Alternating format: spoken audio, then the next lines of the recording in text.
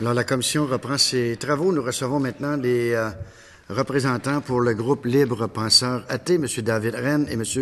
Jacques Savard, en vous mentionnant que vous avez un temps de 10 minutes pour présenter votre mémoire. Alors, je vous demanderai peut-être de vous présenter qui est qui pour mettre les bons noms au bon endroit sur le land. Moi, je suis David Rennes, président de Libre Penseurs Athées, et voici mon collègue Jacques Savard. Alors, la parole est à vous pour votre mémoire. Allez-y. Monsieur le Président, Monsieur le Ministre, Mesdames et Messieurs les députés, nous vous remercions de nous donner l'occasion de présenter notre point de vue sur ce projet de loi d'envergure qui est non seulement d'une importance capitale pour l'avenir du Québec, mais qui ne manquera pas d'avoir une influence certaine sur la législation et sur les débats publics dans d'autres juridictions.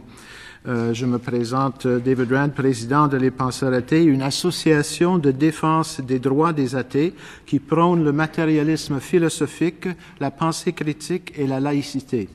Je suis accompagné de mon collègue Jacques Savard, porte-parole de notre association. En passant, je suis informaticien de profession, tandis que M. Savard est gestionnaire fédéral à la retraite. Vous avez sans doute pris connaissance de notre mémoire intitulée « Assurer un avenir laïque pour le Québec ». La liberté de conscience comprend aussi la liberté de s'affranchir de la religion. Nous voudrions résumer rapidement l'essentiel de ce mémoire et ensuite nous pencher sur un principe clé qui est sous-jacent à nos préoccupations et qui mérite une attention particulière et explicite. Nous, libres penseurs athées, appuyons le projet de loi 60, mais non sans certaines réserves. Nous félicitons le gouvernement d'avoir eu le courage de proposer une législation quasi-constitutionnelle qui déclare la neutralité des organismes publics, une étape majeure dans le lent processus de laïcisation du Québec qui a débuté il y a plus d'un demi-siècle. Nous appuyons en particulier le devoir de réserve en matière religieuse qu'imposerait le chapitre 2 du projet de loi, devoir qui implique des restrictions à l'affichage des signes religieux ostentatoires par les fonctionnaires de l'État. La liberté de religion ne doit pas inclure le privilège de pratiquer sa religion au travail dans la fonction publique en y étalant ses convictions personnelles. Les signes religieux, tout comme les messages politiques, ont un fort caractère divisif, comme l'a démontré la présente consultation. Il nous semble inconcevable qu'un agent de l'État puisse afficher un tel objet dans le cadre de ses activités professionnelles. Cette contrainte ne menace pas la liberté de religion des employés de l'État, mais correspond, selon nous, à une limitation modeste et raisonnable de leur liberté d'expression durant les heures de travail. Cette restriction protège la liberté de conscience de tous, celle des employés comme celle des usagers, en établissant un milieu exemple de manifestations religieuses et politiques partisanes. En tant qu'athées, nous désirons souligner que la liberté de religion est incomplète si elle n'est pas jumelée à la liberté de s'affranchir de la religion. C'est deux libertés découlant de la même liberté de conscience.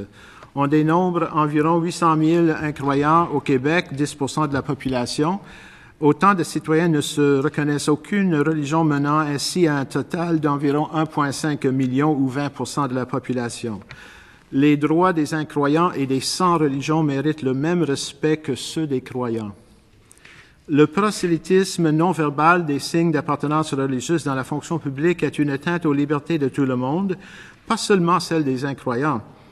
Les co-religionnaires qui ne portent pas ces signes sont davantage touchés car ces signes leur disent qu'ils ou elles sont insuffisamment pieux, de moins bons croyants. En tant qu'athées, nous sommes solidaires avec ces croyants qui osent s'affranchir des pressions de leur famille ou de leur communauté pour remettre en cause leurs anciennes croyances et pratiques religieuses. Selon nous, le projet de loi 60 ne ferait qu'étendre le devoir de réserve en matière d'opinion politique aux opinions et appartenances religieuses qui ne constituent en fait qu'une expression politico-religieuse partisane. Travailler pour la fonction publique, ce n'est pas un droit, mais un privilège qui se mérite. Certaines restrictions à sa liberté d'expression sont le prix à payer pour pouvoir y accéder. En ce qui regarde la définition des termes neutralité et laïcité, nous aurions souhaité que le projet de loi soit plus clair. Les termes neutralité et neutralité religieuse y sont utilisés de nombreuses fois, mais laïcité rarement.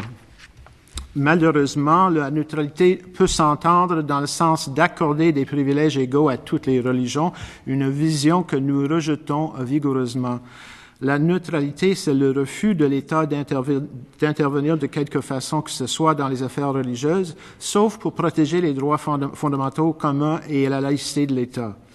L'expression neutralité religieuse de l'État n'est pas synonyme de laïcité d'État et ne suffit pas pour la décrire. La laïcité de l'État, c'est la séparation entre religion et État, c'est-à-dire l'autonomie et l'indépendance de l'État par rapport aux religions et à leur influence. La neutralité religieuse, bien comprise, permet donc le devoir de réserve religieux dans un espace étatique sans manifestation religieuse partisane, la défense de la liberté de conscience de tous contre le prosélytisme, en particulier celle des personnes les plus vulnérables, et finalement l'arbitrage par l'État des libertés lorsque celles-ci s'entrechoquent. C'est pour ces raisons que nous proposons un nouvel article proclamant officiellement la laïcité de l'État soit inséré devant l'actuel article 1, et je dépose le libellé de cette proposition ici. Je continue. Dans le cadre de ces auditions, plusieurs intervenants avant nous ont énuméré les lacunes du projet de loi 60. Nous résumons ici les lacunes les plus importantes à notre avis. Le crucifix accroché au mur du Salon Bleu de l'Assemblée nationale est une flagrante entorse à la laïcité et doit être retiré. Le programme éthique et culture religieuse est un privilège injustifiable accordé aux religions et doit être supprimé ou remplacé par un cours d'éthique non religieux. Le Comité sur les affaires religieuses et le secrétariat aux affaires religieuses au sein du ministère de l'Éducation, du loisir et du sport doivent être dissous. L'État laïque doit se donner le mandat de protéger contre l'endoctrinement la liberté de conscience de tous, en particulier des plus vulnérables, nos écoliers et la petite enfance. Il faut éviter toute identification religieuse de l'enfant, car la religion doit être une affaire d'adultes, c'est-à-dire des parents. Des enfants chrétiens, musulmans, hindous, etc., ça n'existe pas. Il n'y a que des enfants dont les parents sont chrétiens, musulmans, hindous, etc. Il faut éliminer toute subvention aux écoles confessionnelles privées. Il faut abroger les avantages fiscaux accordés aux religieux et aux organismes religieux. Il faut mettre fin aux accommodements religieux consentis aux abattoirs rituels. Il faut interdire toute manifestation religieuse dans les édifices publics, comme les prières lors des séances des conseils municipaux ou scolaires. Et finalement, nous recommandons vivement la création d'une instance permanente pour poursuivre la laïcisation qui va demeurer incomplète. Pour conclure, nous voudrions souligner un principe primordial qui passe trop souvent sous silence dans les discussions sur la liberté de religion. Un principe qui doit être explicité dans la loi. Nous parlons bien sûr de la liberté de s'affranchir de la religion telle qu'évoquée par le titre de notre mémoire. En effet, la liberté de religion est incomplète sans la liberté de s'en défaire. Imaginez la liberté sexuelle sans la possibilité de dire non. Si l'individu n'est pas libre de refuser une croyance religieuse, alors sa liberté d'en adopter une ne vaut rien. Si elle préoccupe les athées et les incroyants, cette liberté de s'affranchir de la religion est aussi importante pour les croyants et même davantage.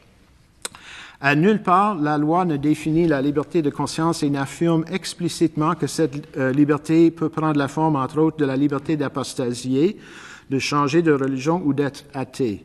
Une mention explicite de l'apostasie dans la loi est particulièrement importante car plusieurs religions la sanctionnent très sévèrement, allant jusqu'à la peine de mort.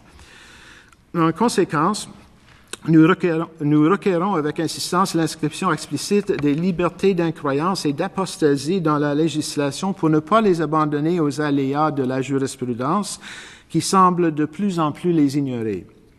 Il y aura une minute pour conclure la mémoire. D'accord. Nous demandons aussi que ces libertés soient formellement et explicitement inscrites dans l'article 10 de la Charte des droits et libertés afin de protéger les incroyants et les apostats contre la discrimination dont ils sont trop souvent les cibles. Merci.